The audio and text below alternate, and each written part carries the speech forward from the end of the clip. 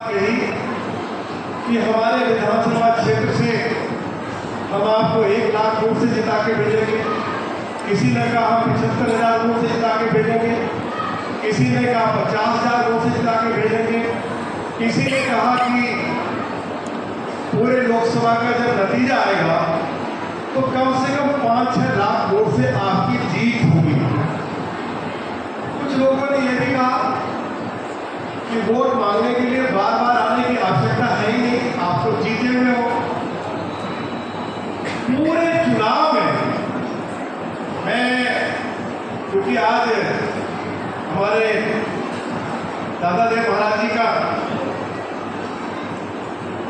मंदिर है, उसके प्रांगण में ये बात खड़े होकर कह रहा हूं, सौगंध खा के कह रहा हूं कि पूरे चुनाव में मुझे कभी भी किसी मतदाता की ओर से, पार्टी के कार्यकर्ता की ओर से ये बात नहीं कही गई कि चुनाव में आम आदमी पार्टी के साथ मुकाबला है या हमारी स्थिति थोड़ी कहीं कमजोर है।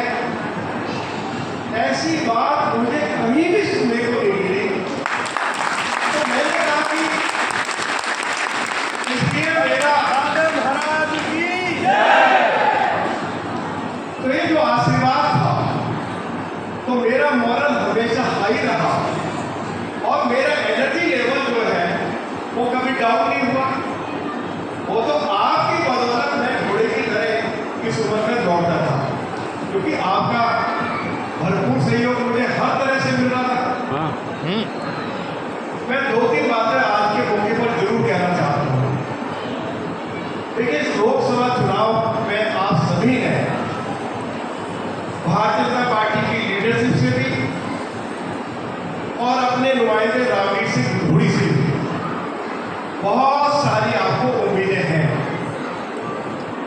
2-3 बातें मैं स्पष्ट करना चाहता हूं कि मुझे पार्टी ने 3-4 कामों के लिए